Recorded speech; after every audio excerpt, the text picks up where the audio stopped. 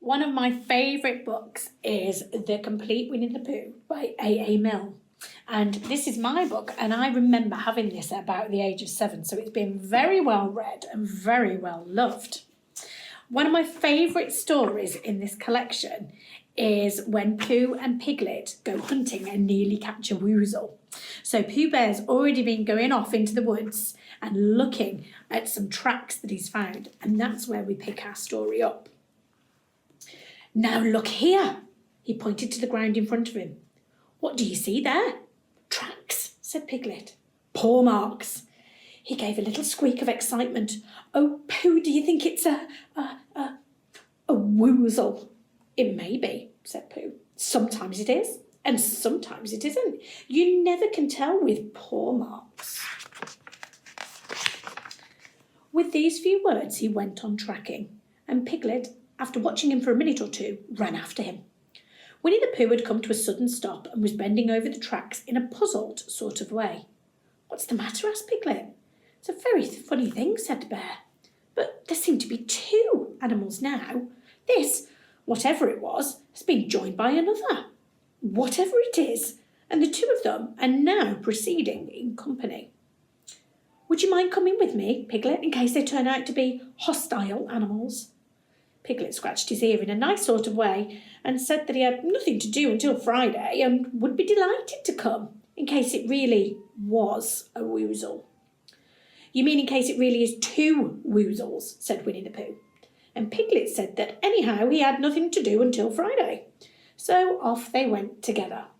There was a small spinney of larch trees just here, and it seemed as if the 2 woozles, if that is what they were, had been going round this spinney. So round this spinney went Pooh and Piglet after them.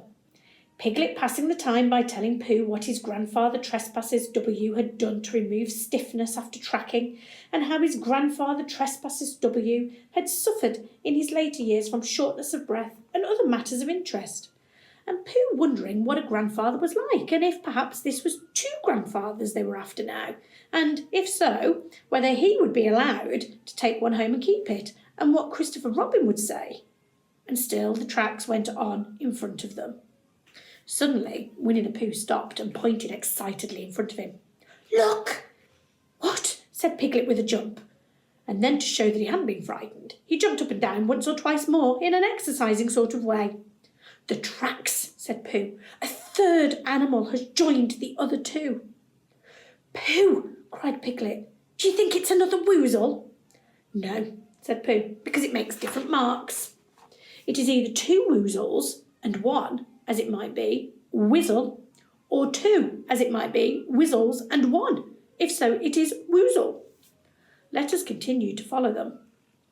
So they went on, feeling just a little anxious now, in case the 3 animals in front of them were hostile intent.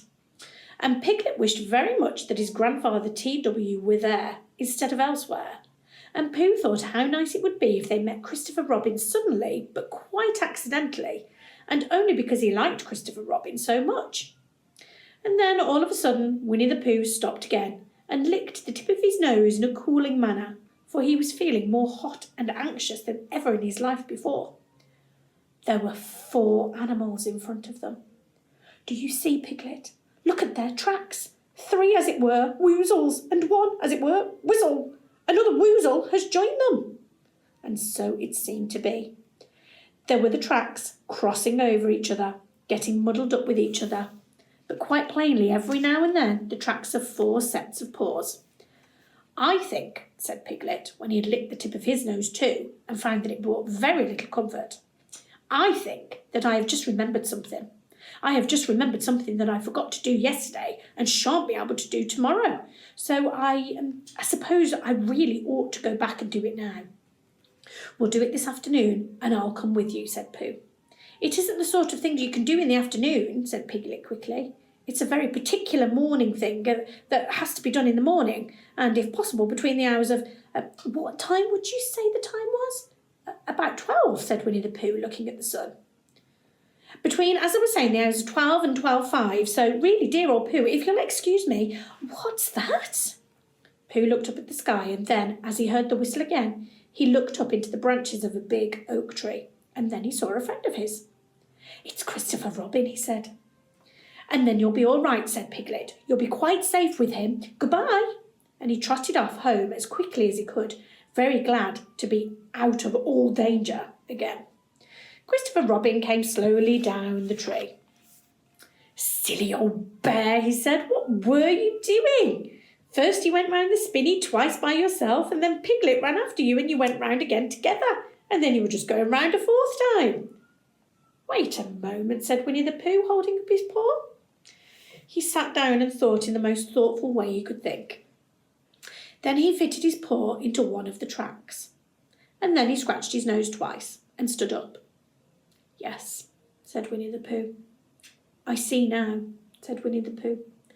"I have been foolish and deluded," said he, "and I am a bear of no brain at all." "You're the best bear in all the world," said Christopher Robin soothingly. "Am I?" said Pooh hopefully, and then he brightened up suddenly. "Anyhow," he said, "it is nearly luncheon time," so he went home for it. Silly old Pooh Bear had been walking round and round in circles and thought that the tracks belonged to a woozle. Well, in fact, they were just his and Piglet's all along. I hope you've enjoyed that story as much as me, and I'm going to continue reading this because it's still one of my favourite books.